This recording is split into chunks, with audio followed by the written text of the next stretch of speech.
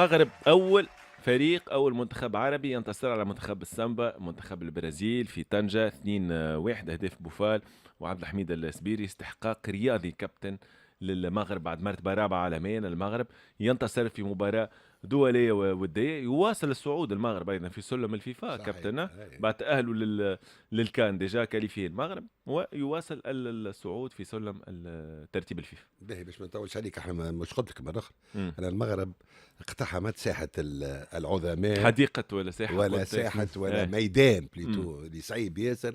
مم. ميدان الكبار في كرة القدم، واصبحت من الكبار، معناها اصبحت عالمية. المغرب تقول بصراحة كي تربح البرازيل بك المستوى اللي ريناه بالنسبة لي ليست مفاجأة، فهي نتيجة طبيعية لما قدمه المغرب في كأس العالم. مم. ونتمنى معناها باش يكون معناها في تطور. أنا وش نقول هنيئا للمغرب الشقيق. نحي الفيكتوار، مم. لا فيكتوار مي يا خويا الإخراج التلفزي. مم. يفو دير لا فيريتي تكنيك ليماج الجمهور التيران كل هذا كابتن، كل شيء الفار كل شيء ذي رسالة شو رسالة اخراج حضور جماهيري ملعب طنجة شيء كبير. التران يمشيو فيه هو يعني شو كل ما دار حول المباراة فهو عالمي، وهنيئا للمغرب. وأقول أن ملحمة طنجة قطر قطر به هي بداية لصناعة مجد جديد للمغرب على مستوى كرة القدم. هذه الملحمة ستكون هي البداية لصناعة مجد جلوار ناسيونال بور الماروك. هنيئا لكم. امين. واول بلد عربي، اول بلد عربي يربح البرازيل. وش نقول لك، الحقيقه شو اللي عملوا شو الجماهير مش نورمال. المغرب تعديت بالي اخر بالنسبه لي انا. شفت ستوري بعد الماتش نتاع فينيسيوس قال شكرا للمغرب، قريتها وريتها ولا شكرا للمغرب. تو ما عادش نحكيو على المغرب، ما راهم نحكي ولا كلاس مع البرازيل ومع فرنسا مع الناس الكل. انا حاجه بركه، انا نعشق المدرب نتاعهم كيفاش يلجير معناتها لي ستار هذوكم الكل. حتى كي خرج حكيمي في دقيقه 60 يصفق وباس المدرب، معناتها علاقه ممتازه ما بينات بعضهم. واني قلت لك المغرب العوام هذا الكل باش تسيطر على الكره الافريقيه والعربيه. انت حكيت على المدرب وليد درغراغي، كان عنده تصريح بعد المباراه قال لك اون باتو لو بريزيل اون بلان رمضان ابخي لو تراويح سي فو. ربطها معناها برمضان وصلت التراويح. التراويح فيه دعاء. افهم كلامه. التراويح فيه دعاء، بتتر في الدعاء معناها هو لا يفدلك معناها يعطيه صحه. كابتن كيما الكاس العالم في قطر معناتها جابوا ليزوروبيان، جابوا معناتها الكره الاسيويه وسمعوهم القران والديانه وعملوا اللي حبوا حديث مترجم ولا حديث مترجم معناتها. وغاديك راهو فما جوامع في قطر الخطبه نتاعهم باللونجلي، عملوا خطبه باللونجلي خطبه سيد الجمعه.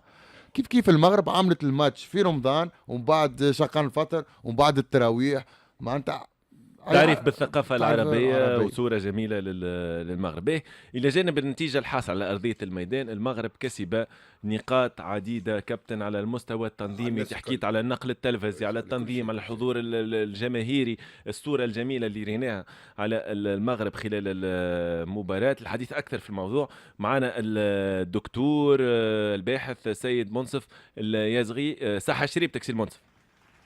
أهلا عزيزي أمين، وسعيد بالحضور معك، وتحية لضيوفك في البلاطو. شكرا ليك. معاي لاعب الرجاء السابق خالد القربي والكابتن خالد حسني، غنيين عن كل تعريف.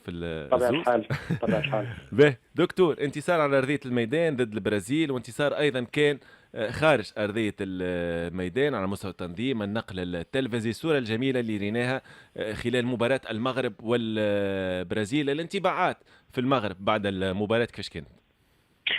هو أولا المغاربة شعروا بأنه مباراة طنجة هي امتداد لمباريات قطر، كما لو أنهم ما زالوا يعيشون أجواء المونديال. كما تعلم عزيزي بأنه ما عشناه حلم، ونشكركم أولا على أنكم عشتوا معنا هذا الحلم، واعتبرنا بأنه مباراة طنجة هي امتداد لهذا الحلم.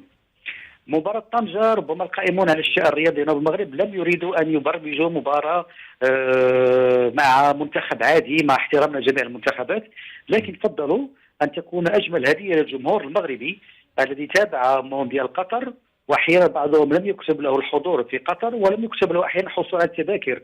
فكانت اجمل هديه هي مباراه وديه امام منتخب من العيار الثقيل، ونحن نتحدث عن منتخب البرازيل. منتخب البرازيل ربما لدينا مع حساب قديم جدا يعود الى 97 عندما خسرنا معه وديا بهدفين، ثم في مونديال 98 عندما خسرنا معه 3 أهداف ل0.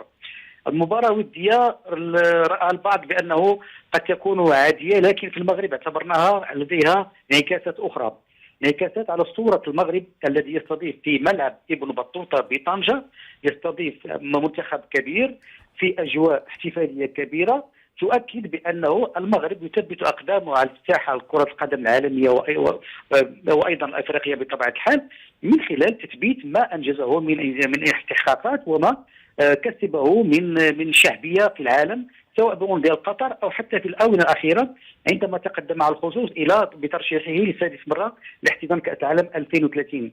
إذن هي المباراة بالنسبة للمغاربة كانت هي قد نقول بأنه هي لا سوريس سيغ لا تارت بعد مونديال قطر، واعتبروها مكافأة لهم على هذا المنتخب. ومن ناحية أخرى تقنية، وأنا أبتعد عن كل ما هو تقني، لكن هناك نقطة أساسية وأنه تم تأكيد بأنه ما حصل في قطر لم يكن صدفة، لأن البعض دخل في عملية تشكيك، بعض المحللين دخلوا في عملية تشكيك بأنه ما حدث في قطر هو صدفة، وربما الكرة قد تكون في شباك المغرب وخرجت خارجا إلى آخره. لكن مباراة البرازيل جاءت تؤكد بأنه للمغرب منتخب محترم ومدرب يعرف قراءة المباريات ويقدر ويستطيع تسيير المباراة بالشكل الذي يريد، بدليل وهذا هو الجميل في هذه المباراة أنه لم نلحظ تلك يعني اللخبطة في اللعب على اعتبار أنه اللاعبين نجوم، بل لاحظنا انضباطا في اللعب وأيضا قدرة على تسيير المباراة بشكل عادي جدا بدون نرفزة حتى آخر. لايك وسبسكرايب وداك الجرس قبل ما تمشي، أكون لك من الشاكرين وتهلاو.